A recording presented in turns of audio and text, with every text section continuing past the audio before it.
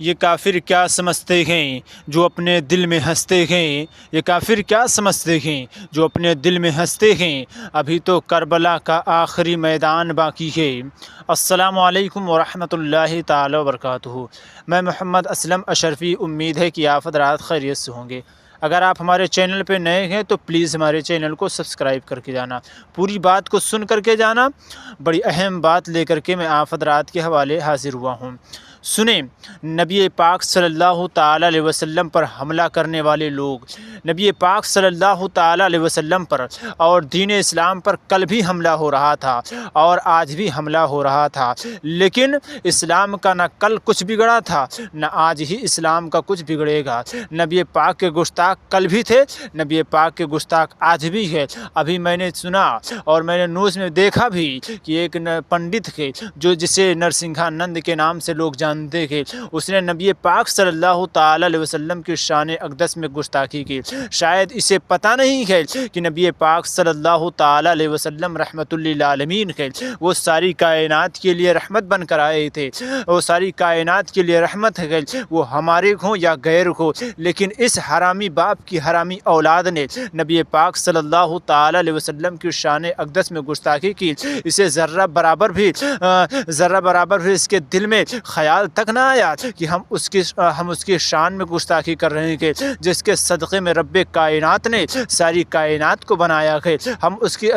اس کی ذات کے بارے میں غلط بول رہے ہیں، جس کے صدقے میں اللہ رب العزت نے ہمیں زندگی عطا فرمائی ہے۔ ہم اس کو غلط کہہ رہے ہیں جس کے بارے میں اللہ تبارک و تعالی ہمیں رزق عطا فرماتا ہے۔ عزیزان ملت اسلامیہ، جب میں نے یہ بات سنی ہے تو میرا دل تڑپ اٹھا ہے۔ یار، آج مخالفین نبی پاک ہمارے نبی کی شان اقدس میں گستاخی کر رہے ہیں، اور ایسا مجھے محسوس ہوتا ہے، ایسا مجھے معلوم ہوتا ہے جیسے کہ قانون نے انہیں چھوٹ دے رکھی ہو۔ یاد رکھو، اس جنگ کا اعلان مت کرو جس کو تم جیت نہیں سکتے ہو۔ ہماری جنگیں اٹھا کر دیکھ لو، ہم ہندوستان میں امن چاہتے ہیں، ہم ہندوستان میں سلامتی چاہتے ہیں، ورنہ تم جیسے پنڈتوں کو ہم اپنے پیر کی نوک پہ رکھتے ہیں۔ عزیزان ملت اسلامیہ، میں قانون سے کہنا چاہتا ہوں، اگر ہندوستان میں تم امن چاہتے ہو، اگر تم ہندوستان میں جو ہے شانتی چاہتے ہو، تو اس پنڈت کو فوراً گرفتار کیا جائے اور اس کے بعد اسے سزا بھی دی جائے۔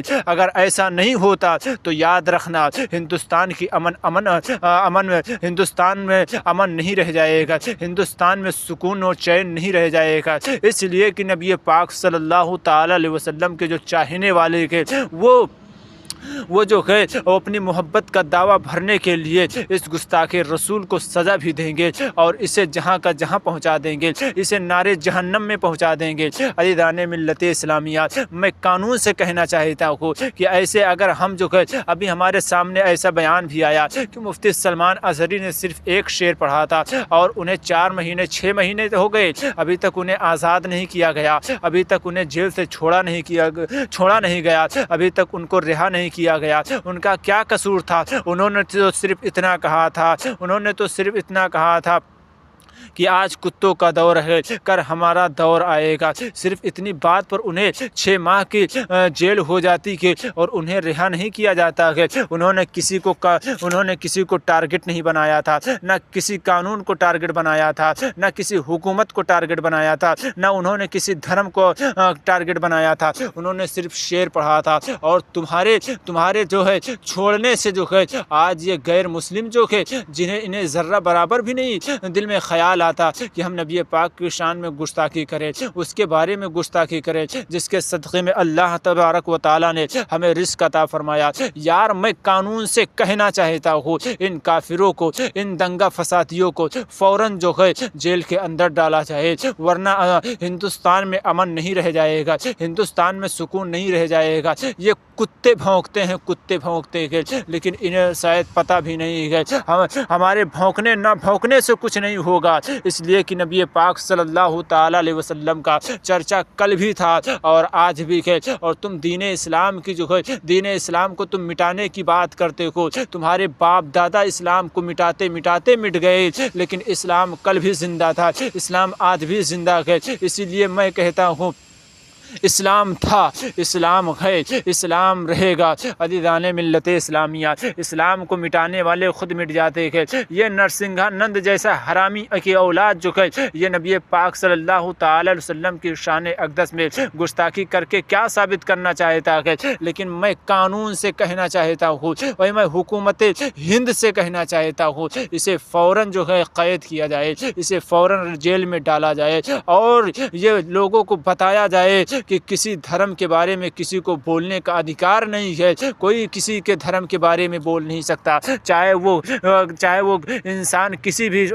شے کی پوجا کرے یا وہ کسی کی بھی عبادت کرے۔ عزیزان ملت اسلامیہ، ہندوستان میں سب کو اپنی بات کہنے کا حق دیا گیا ہے۔ ہاں میرے بھائی، آپ تاریخ اٹھا کر کے دیکھو، آپ کتابیں پڑھ کر کے دیکھو۔ میں حکومت ہند سے گزارش کرتا ہوں اگر میری ویڈیو اس تک پہنچتی ہے یا حکومت تک پہنچتی ہے میری ویڈیو کو شیئر کرو، اور اگر حکومت تک پہنچتی ہے تو میں حکومت ہند سے کہنا چاہتا ہوں اس پاکھنڈی پنڈت کو جو ہے اسے فوراً جیل میں ڈالا جائے، ورنہ ہندوستان میں امن نہیں قائم رہے گا۔ میں آپ کو بتا دوں، تم اس جنگ کا اعلان کرنا چاہتے ہو، میں جو ہے میں امن والا آدمی ہوں، مسلمان امن چاہتے ہیں، ورنہ تم اس جنگ کا اعلان کرتے ہو۔ تم جنگیں تو اٹھا کر کے دیکھو، جنگ احد اٹھا کر کے دیکھو، جنگ خیبر اٹھا کر کے دیکھو، اور ساری جنگوں کو اٹھا کر کے دیکھو، تم اس جنگ کا اعلان مت کرو جسے تم جیت نہیں سکتے ہو۔ ہم نے ہمیشہ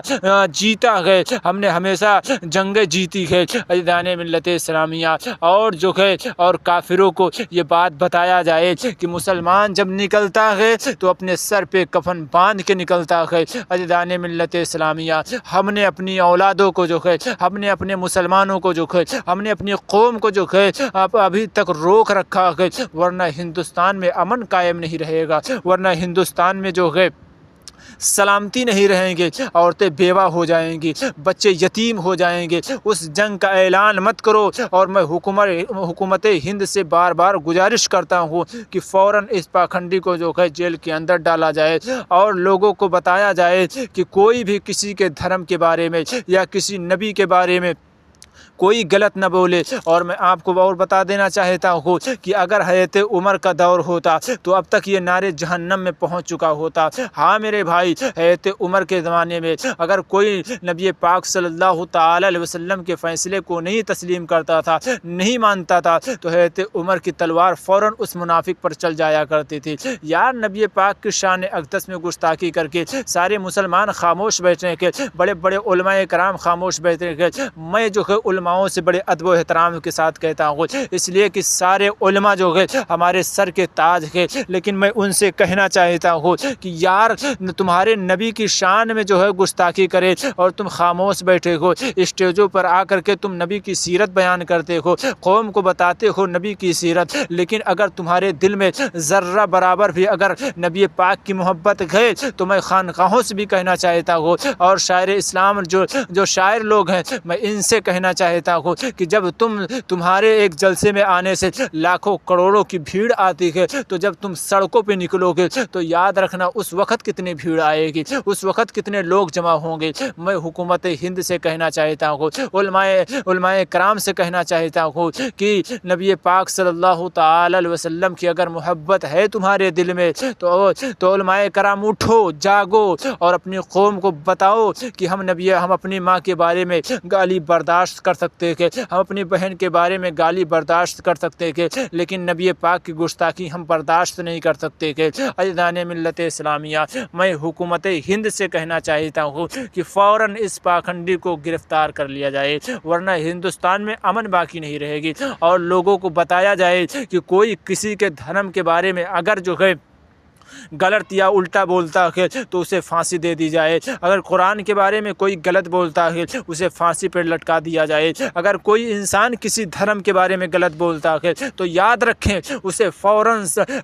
قید کیا جائے، اور اسے فوراً جو ہے سزا دی جائے، اور اسے پھانسی پہ لٹکا دیا جائے، سزائے موت دی جائے۔ میں تو کہنا چاہتا ہوں حکومت ہند سے اس پاکھنڈی جو ہے نرسنگھانند پنڈت کو جو ہے اسے جو ہے پھانسی دے دی جائے، ہے، یہ مسلمانوں کے درمیان اور ہندوؤں کے درمیان یہ جنگ کا اعلان کرانا چاہتا ہے، یہ ہندوؤں کو اور مسلمانوں کو لڑانا چاہتا ہے، یہ انسان نہیں، جانور ہے، جانور ادیان ملت اسلام